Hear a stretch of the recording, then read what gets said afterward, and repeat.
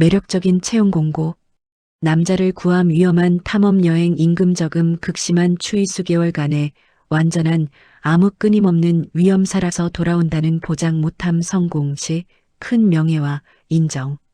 1914년 신문에 실린 이 구인 광고를 보고 무려 5천 명이 넘는 사람들이 지원했습니다. 영국의 탐험가 어니스트 셰클턴, 그는 인류 최초로 남극 대륙을 횡단하려는 꿈을 가지고 있었습니다. 함께 이 탐험에 참여할 참가자들을 모집하고 있습니다. 이 항해기는 처음부터 끝까지 재앙의 연속인 20세기 초 대탐험 시대의 이야기입니다. 배는 침몰했고 대원들은 남극 한복판에 고립됐습니다. 그런데 믿기 어려운 일이 일어났습니다. 18개월 후 28명 전원이 살아 돌아온 겁니다. 단 한 명의 사망자도 없이. 이야기 속으로 들어가 볼까요? 1장 출발. 어니스트 셰클턴은 이미 2번이나 남극을 탐험한 베테랑이었습니다. 하지만 1911년 노르웨이의 아문센이 먼저 남극점에 도달하면서 그의 꿈은 무너진 것처럼 보였죠. 그러나 셰클턴은 새로운 목표를 세웁니다. 인류 최초 남극 대륙 횡단. 웨드레에서 출발해서 남극점을 거쳐 로스에까지 약 2900km에 달하는 전인미답의 여정이었습니다. 그는 인듀어런스호라는 배를 준비합니다. 인내라는 뜻이죠. 그리고 28명의 대원을 선발했습니다. 여기에는 한 가지 재미있는 에피소드가 있는데요. 한 청년이 배에 몰래 숨어들었습니다. 셰클턴은 화를 냈지만 이미 바다 한가운데였기 때문에 그를 요리사 보조로 임명했죠. 그렇게 1914년 8월 8일 인듀어런스호는 영국을 떠났습니다. 그들은 몰랐습니다. 이 여행이 얼마나 끔찍한 악몽이 될지를요. 2장 재앙. 6개월에 가까운 기간 동안 영국을 떠나 포르투갈, 아프리카 서해안, 그리고 남아메리카, 아르헨티나로의 장거리 항해를 진행하고 남극 진입을 위한 마지막 전진기지 사우스 조지아 섬을 지났습니다. 이제 웨드레로 가는 남극점까지 단 150km만 남은 곳에 이르렀습니다. 정말 거의 다 왔습니다. 그런데 1915년 1월 18일 배가 멈춰버렸습니다. 웨드레의 유빙에 완전히 갇혀버린 겁니다. 남반구는 한여름이었는데 말이죠. 셰클턴과 대원들은 곧 얼음이 녹을 거라고 생각했습니다. 하지만 얼음은 녹지 않았습니다. 오히려 점점 더 두꺼워졌죠. 배는 얼음과 함께 북쪽으로 표류하기 시작했습니다. 한 달이 지나고 2달이 지나고 석 달이 지났습니다. 대원들은 배 위에서 축구를 하고 갯썰매 경주를 하며 시간을 보냈습니다. 하지만 불안은 점점 커져갔습니다. 그리고 1915년 10월 27일 그들이 가장 두려워하던 일이 일어났습니다. 거대한 얼음 덩어리들이 배를 짓누르기 시작한 겁니다. 나무가 부서지는 소리, 배가 비명을 지르는 듯한 소리가 밤낮 없이 울려 퍼졌습니다. 셰클턴은 명령을 내렸습니다. 배를 버린다. 11월 21일 인듀어런스호는 완전히 부서지며 얼음 바닷속으로 사라졌습니다. 28명의 대원들은 남극의 얼음 위에 홀로 남겨졌습니다. 가장 가까운 육지까지 1600km. 그나마도 무인도였습니다. 3장 얼음 위의 생존. 이제부터가 진짜 지옥이었습니다. 셰클턴은 침착했습니다. 그는 배에서 건진 세 척의 구명 보트와 최소한의 물자로 얼음 위에 캠프를 세웠습니다.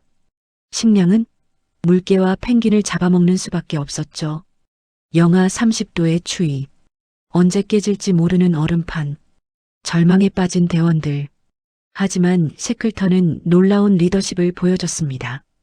그는 매일 대원들을 찾아가 대화를 나눴습니다. 식량이 부족할 때는 자신의 몫을 나눠줬죠. 그리고 무엇보다 중요한 건 그가 절대 희망을 잃지 않았다는 겁니다. 5개월 동안 얼음과 함께 표류했습니다. 그 긴 시간 동안 그들은 버텼습니다. 그리고 1916년 4월 15일 드디어 육지가 보였습니다. 엘리펀트 섬이라는 작은 무인도였죠. 대원들은 471일 만에 처음으로 고체 땅을 밟았습니다. 어떤 대원은 땅바닥에 입을 맞추며 울었다고 합니다. 하지만 기쁨도 잠시. 엘리펀트 섬은 항로에서 완전히 벗어나 있었습니다. 일반적으로 남대서양을 지나는 배들이 움직일 항로에서 한참 떨어진 곳에 도착해버린 것입니다. 남극반도 북쪽 끝, 작은 무인도 바위섬, 이곳은 고래잡이 배도, 조사선도, 군함도, 상선도 도무지 지나가지 않는 곳이었습니다.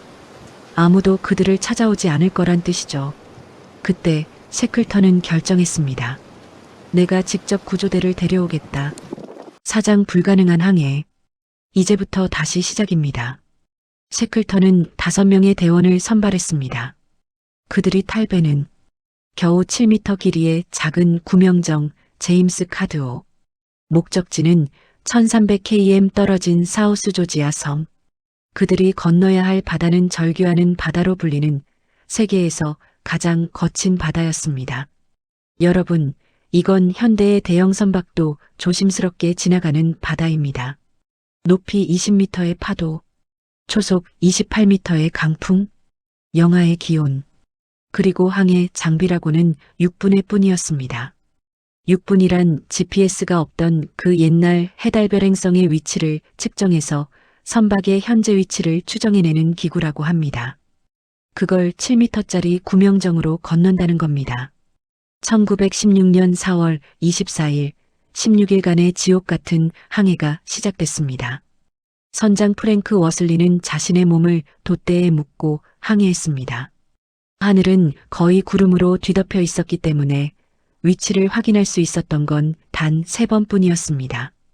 대원들은 밤낮 없이 배에 차오르는 물을 퍼냈습니다.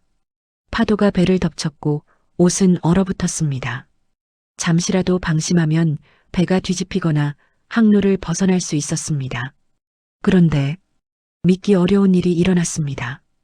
5월 10일 그들은 16일 만에 정확히 사우스 조지아 섬에 도착했습니다. 하늘이 도운 것이겠지요? 목적지까지 7m 구명정 하나로 광란의 바다 1300km를 항해한 겁니다. 항해 전문가들은 이걸 기적이라고 부릅니다. 현대 GPS로도 쉽지 않은 항해를 6분의 하나로 해낸 거죠. 5장 마지막 시련. 하지만 시련은 끝나지 않았습니다. 그들이 도착한 곳은 섬의 무인 지역이었고 포경기지는 섬 반대편에 있었습니다. 배는 이미 너덜너덜해서 더 이상 항해할 수 없었습니다. 단 하나의 방법. 사우스 조지아 섬을 걸어서 횡단하는 것. 문제는요, 이 섬 내륙이 미니 히말라야라 불릴 정도로 험난하다는 겁니다. 지도도 없었고 역사상 단 한 번도 성공한 사람이 없었습니다. 셰클턴은 가장 건강한 2명만 데리고 출발했습니다. 등산 장비도 없이 3일분의 식량만 가지고요. 36시간 동안 쉬지 않고 걸었습니다. 빙하를 넘고 낭떠러지를 돌아가고 때로는 미끄러져 내려가면서 잠시라도 멈추면 얼어 죽을 수 있었습니다. 그리고 5월 20일 오전, 셰클턴은 멈춰섰습니다. 그는 무언가를 들었습니다. 포경기지의 작업 시작을 알리는 호루라기 소리였습니다. 그들은 해냈습니다. 6장 기적의 생환. 포경기지 사람들은 충격을 받았습니다. 너덜너덜한 옷을 입고 수염이 덥수룩하게 자란 3명의 남자. 그들이 누군지 알아보는데 시간이 걸렸죠. 셰클턴은 즉시 구조선을 요청했습니다. 하지만 문제가 있었습니다. 당시는 1차 세계대전 중이었고 남극의 얼음은 여전히 두꺼웠습니다. 첫 번째 시도 실패, 두 번째 시도 실패, 세 번째 시도 또 실패. 셰클턴은 포기하지 않았습니다. 네 번째 시도. 1916년 8월 30일 엘리펀트 섬에 남겨진 22명의 대원들은 매일 바다를 바라봤습니다. 부대장 프랭크 와일드는 매일 아침 대원들에게 말했습니다. 오늘 대장님이 오실지도 모르니 짐을 싸놓아라. 그리고 그날 수평선 너머에서 배가 나타났습니다. 셰클턴이 돌아온 겁니다. 4개월 반 만에. 구조선이 도착했을 때 22명 모두 1시간 안에 승선했습니다. 모두가 살아 있었습니다. 셰클턴의 첫 번째 질문은 이것이었습니다. 모두 무사한가? 대답은 예, 모두 무사합니다였습니다. 28명 전원생還. 단 한 명의 사망자도 없이 이들은 8월 30일을 기적의 날이라 부르며 평생 기념했습니다. 엔딩. 남극 대륙 횡단이라는 목표는 실패했습니다. 하지만 셰클턴은 그보다 훨씬 더 위대한 것을 증명했습니다. 진정한 리더는 목표를 달성하는 사람이 아니라 사람을 지키는 사람이라는 것을요. 그리고 어려운 과정마다 결정을 내리고 그것에 책임지는 사람이라는 것을. 그리고 그 결정은 항상 사람과 생명이라는 가치에 기반했다는 것입니다. 셰클턴은 후에 이렇게 말했습니다. 나는 남극점을 정복하지 못했다. 그러나 나는 모든 대원을 살려서 집으로 데려왔다. 1922년 셰클턴은 네 번째 남극 탐험 중 심장마비로 세상을 떠났습니다. 47세였습니다. 그는 사우스 조지아 섬에 묻혔습니다. 그가 기적을 만들어낸 바로 그곳에요. 이것이 역사상 가장 위대한 실패의 이야기입니다. 그리고 진정한 리더십이 무엇인지 보여준 이야기입니다.